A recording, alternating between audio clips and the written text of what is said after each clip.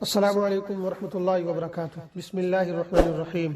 امام بخاری research academy علی گڑھ سے شائع ہونے والے ہفتہ روزہ الجمعہ میگزین 23 فروری 2024 مطابق 12 شعبان 1445 ہجری کے مضامین کی آڈیو ریکارڈنگ پیش خدمت ہے۔ پہلا مضمون ہے ذکر انبیاء، قسط نمبر 67، آخری نبی حضرت محمد صلی اللہ علیہ وسلم۔ وفات مبارک، وفات سے 5 دن پہلے۔ وفات سے 5 دن پہلے بدھ کے دن جسم کی حرارت میں مزید شدت آ گئی، جس کی وجہ سے تکلیف بھی بڑھ گئی اور بے ہوشی طاری رہنے لگی۔ آپ صلی اللہ علیہ وسلم نے فرمایا، مجھ پر مختلف کنووں کے 7 مشکیزیں بہاؤ تاکہ میں لوگوں کے پاس جا کر وصیت کر سکوں۔ اس کی تکمیل کرتے ہوئے آپ کو ایک لگن میں بٹھا دیا گیا اور آپ کے اوپر اتنا پانی ڈالا گیا کہ آپ بس بس کہنے لگے۔ اس وقت آپ نے کچھ تخفیف محسوس کی اور مسجد میں تشریف لے گئے۔ سر پر پٹی بندھی ہوئی تھی، ممبر پر فروکش ہوئے اور بیٹھ کر خطبہ دیا۔ صحابہ کرام ارد گرد جمع تھے۔ آپ نے فرمایا، یہود و نصارہ پر اللہ کی لعنت ہو کہ انہوں نے اپنے انبیاء کی قبروں کو مساجد بنا لیا۔ آپ نے بھی فرمایا، تم لوگ میری قبر کو بت نہ بنانا کہ اس کی پوجا کی جائے۔ پھر آپ نے اپنے آپ کو قصاص کے لیے پیش کیا اور فرمایا، میں نے کسی کی پیٹھ پر کوڑا مارا ہو تو یہ میری پیٹھ حاضر ہے، وہ بدلہ لے لے، اور اگر کسی کی بے آبروئی کی ہو تو یہ میری آبرو حاضر ہے، وہ بدلہ لے لے۔ اس کے بعد اللہ کے رسول صلی اللہ علیہ وسلم ممبر سے نیچے تشریف لے آئے، ظہر کی نماز پڑھائی اور پھر ممبر پر تشریف لے گئے اور عداوت وغیرہ سے متعلق اپنی پچھلی باتیں دہرائیں۔ ایک شخص نے کہا، یا رسول اللہ، آپ کے ذمے میرے 3 دراہم باقی ہیں۔ آپ نے فضل بن عباس سے فرمایا کہ انہیں ادا کر دو۔ اس کے بعد انصار کے بارے میں وصیت فرمائی۔ فرمایا، میں تمہیں انصار کے بارے میں وصیت کرتا ہوں کیونکہ وہ میرے قلب و جگر ہیں۔ انہوں نے اپنی ذمہ داری پوری کر دی مگر ان کے حقوق باقی رہ گئے ہیں، لہذا ان کے نیکوکاروں سے قبول کرنا اور ان کے خطا کار سے درگزر کرنا۔ ایک روایت میں ہے کہ آپ نے فرمایا، لوگ بڑھتے جائیں گے اور انصار گھٹتے جائیں گے یہاں تک کہ کھانے میں نمک کی طرح ہو جائیں گے، لہذا تمہارا جو آدمی کسی نفع اور نقصان پہنچانے والے کام کا والی ہو تو وہ ان انصار کے نیکوکاروں سے قبول کرے اور ان کے خطا کاروں سے درگزر کرے۔ اس کے بعد آپ نے فرمایا، ایک بندے کو اللہ نے اختیار دیا کہ وہ یا تو دنیا کی چمک دمک اور زیب و زینت میں سے جو کچھ چاہے اللہ اسے دے دے، یا اللہ کے پاس جو کچھ ہے وہ اسے حاصل کر لے۔ تو اس بندے نے اللہ کے پاس والی چیز کو اختیار کر لیا۔ ابو سعید خدری کا بیان ہے کہ یہ بات سن کر حضرت ابو بکر رونے لگے اور فرمایا، ہم اپنے ماں باپ سمیت آپ پر قربان۔ اس بات پر ہمیں بڑا تعجب ہوا۔ لوگوں نے کہا کہ اس بڈھے کو دیکھو، رسول اللہ صلی اللہ علیہ وسلم تو ایک بندے کے بارے میں یہ بتا رہے ہیں کہ اللہ نے اسے اختیار دیا کہ دنیا کی چمک دمک اور زیب و زینت میں سے جو چاہے اللہ اسے دے دے، یا وہ اللہ کے پاس جو کچھ ہے اسے اختیار کر لے، اور یہ بوڑھا کہہ رہا ہے کہ ہم اپنے ماں باپ سمیت آپ پر قربان۔ لیکن چند دن بعد واضح ہوا کہ جس بندے کو اختیار دیا گیا تھا وہ خود رسول اللہ صلی اللہ علیہ وسلم تھے، اور ابو بکر ہی ہم میں سب سے زیادہ صاحب علم تھے۔ الرحیق المختوم۔ دوسرا مضمون ہے شب برات۔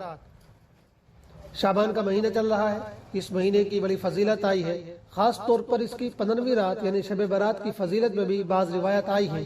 وہ اگرچہ ضعیف ہیں مگر اتنی زیادہ ہیں کہ قابل قبول ہو جاتی ہیں، اس لیے اس رات کی فضیلت کی کچھ نہ کچھ اصل ضرور ہے۔ ایک حدیث میں رسول اللہ صلی اللہ علیہ وسلم نے فرمایا ہے، اللہ پاک 15ویں شعبان کی رات میں اپنی مخلوقات کی طرف متوجہ ہوتے ہیں اور 2 طرح کے لوگوں کو چھوڑ کر تمام لوگوں کو بخش دیتے ہیں۔ وہ 2 لوگ یہ ہیں، نمبر 1 اللہ کے ساتھ شرک کرنے والا، نمبر 2 اپنے بھائی سے کینہ رکھنے والا۔ ابن ماجہ 1390۔ اب ہم تمام لوگوں کو غور کرنا چاہیے کہ ہمارا شمار ان لوگوں میں تو نہیں ہے جن کی اس رات مغفرت نہیں ہوتی ہے۔ ہم میں سے کسی طرح کا شرک تو نہیں ہو رہا ہے، ہمارے دل میں کسی کے لیے کینہ تو نہیں ہے۔ اگر یہ چیزیں ہم میں نہیں ہے تو اللہ کا شکر ادا کریں، اور اگر بدنصیبی سے ہم سے اس طرح کا کوئی کام ہو رہا ہے تو ہمیں اپنے گناہوں سے توبہ کرنی چاہیے اور لوگوں سے اپنے تعلقات ٹھیک کر لینا چاہیے تاکہ ہم ان خوش نصیب بندوں میں شامل ہو جائیں جن کی اللہ پاک اس مبارک رات میں بخشش فرماتے ہیں۔ شب برات سے متعلق چند باتیں۔ نمبر 1، کچھ لوگ اس رات پٹاخے چھوڑتے ہیں جو کسی طرح جائز نہیں، یہ مال کی بربادی بھی ہے اور دین کے خلاف بھی۔ نمبر 2، بہت سے لوگ اس دین کو جشن کی طرح مناتے ہیں، راتوں میں ادھر ادھر دوڑتے پھرتے ہیں، موٹر سائیکلوں پر سوار ہو کر ہنگامہ اور اسٹنٹ کرتے ہیں، کبھی توڑ پھوڑ بھی کرتے ہیں، یہ سب بہت بری باتیں ہیں۔ نمبر 3، ہمارے نوجوانوں کو سمجھنا چاہیے کہ وہ اس طرح کی چیزیں کر کے اسلام اور مسلمانوں کو سخت نقصان پہنچا رہے ہیں، اس لیے کہ ان سب باتوں کا غیر مسلم بھائیوں پر بہت غلط اثر پڑتا ہے۔ قوم کے بڑے لوگوں کا یہ فرض ہے کہ وہ اپنے محلوں کے بچوں کو ان باتوں سے روکیں اور انہیں سمجھائیں۔ نمبر 3، اس رات بہت سے لوگ لائٹنگ اور روشنی کے انتظامات کرتے ہیں، گلیوں کو روشن کرتے ہیں، اس سے بھی بچنا چاہیے۔ نمبر 4، بہت سے لوگ بس رات میں جگنے ہی کو ثواب کا کام سمجھتے ہیں، تو یاد رکھیے صرف جاگنے میں ثواب نہیں بلکہ ثواب عبادت کرنے میں ہے۔ نمبر 5، اس رات میں باقاعدہ اعلان اور بھیڑ اکٹھی کر کے عبادت کرنا ٹھیک نہیں ہے، ہر شخص کو الگ الگ اپنے طور پر عبادت کرنی چاہیے۔ نمبر 6، اس رات میں کوئی بھی عبادت کی جا سکتی ہے، کوئی خاص نماز، خاص سورہ کی تلاوت، خاص ذکر یا دعا حدیث سے ثابت نہیں ہے۔ نمبر 7، حدیثوں میں ہے کہ ایک سال شب برات میں اللہ کے رسول صلی اللہ علیہ وسلم قبرستان تشریف لے گئے تھے، اس لیے کبھی کبھی اس رات میں قبرستان جایا جا سکتا ہے، لیکن اس کو ہر شب برات میں معمول اور عادت نہیں بنانا چاہیے، اس لیے کہ آپ ایک ہی سال شب برات میں قبرستان تشریف لے گئے تھے، ہر سال نہیں جاتے تھے۔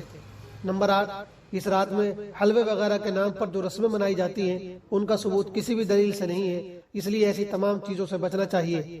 ایک اہم بات یہ یاد رکھنے کی ہے کہ اس رات کی اگر کچھ فضیلت ہے بھی تو وہ صرف عبادت کرنے کی ہے، کھیل کود کرنے یا بلا وجہ کی رسمیں منانے کی نہیں، ان میں تو الٹا گناہ ہے۔ دستک، خدا را اپنے بچوں کے ایمان کی فکر کیجیے۔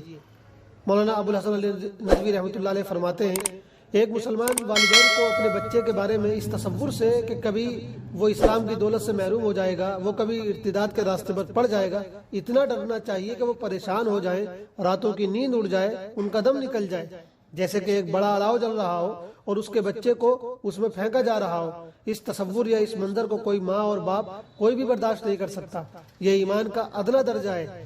اور اگر اتنا بھی نہیں ہے تو ہم کتنی بھی نمازیں پڑھیں، تسبیحات میں مشغول رہیں، چاہے جتنی مسجدیں بنائیں، کتنے ہی صدقہ و خیرات کریں، بلکہ میں اور آگے بڑھ کر یہاں تک کہتا ہوں کہ 10 حج کر چکے ہوں اور ہم نے کوئی عربی مدرسہ بھی قائم کر رکھا ہو اور بڑے علماء اور بزرگوں کے معتقد بھی ہیں، لیکن اس کے ساتھ ہم اس کو بھی گوارا کرتے رہیں، اس امکان کو بھی تسلیم کرتے رہیں کہ ہمارا بچہ اسلام سے بالکل محروم ہو جائے تو کوئی حرج نہیں، اس کو بڑی تنخواہ ملے گی، وہ بڑے عہدے پر ہوگا، تو میں دین کے ایک طالب علم کی حیثیت سے صاف کہتا ہوں کہ قیامت کے دن وہ نیکیاں کام نہ آئیں گی، آپ کے اعمال آپ کو بخشوا نہ سکیں گے۔